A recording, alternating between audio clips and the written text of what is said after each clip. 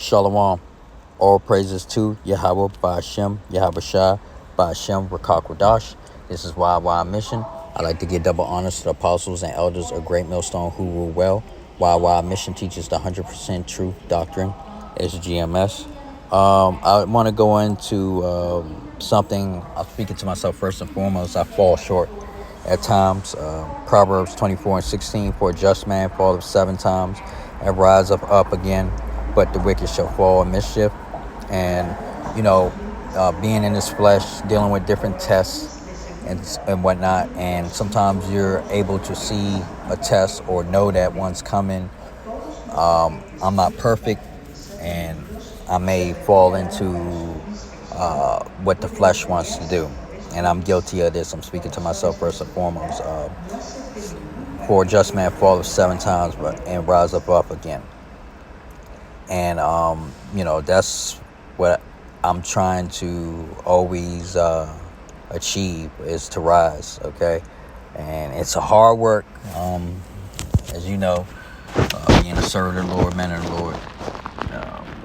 You just get tired of certain issues, recurrences. We know it's through the spirit, and it could be so you keep failing a lesson, or you need to learn something. We know that's the spirit of power, Yahweh and Yahweh Shai. But it's no excuses on my part.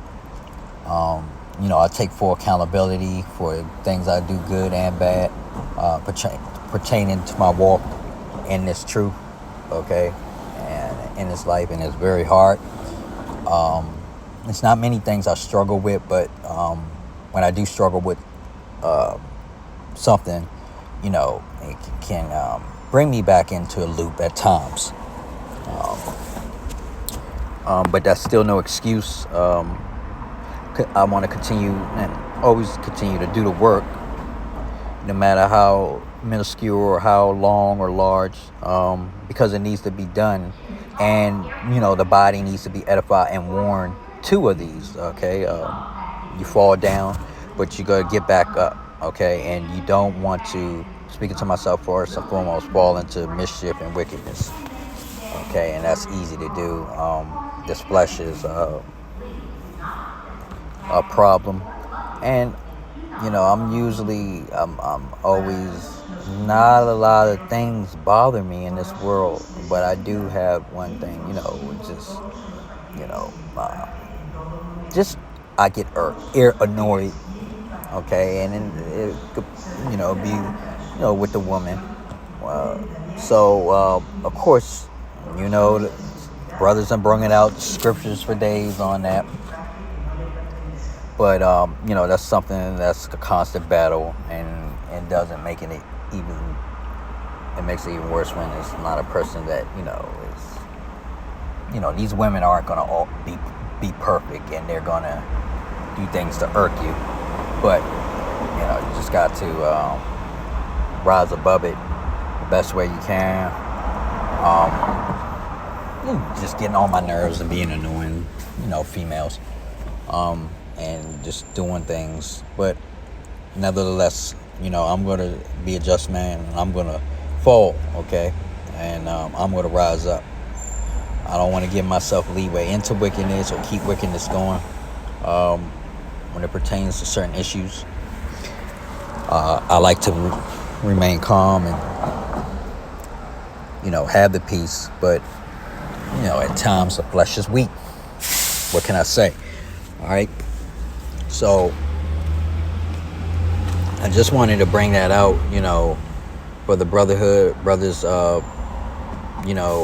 We may be wanting the kingdom to come quick. We may want Yahweh and Yahweh Shai to execute judgments and wrath quick, but it's little minuscule things that may hinder us in our last minute marathon or last few seconds.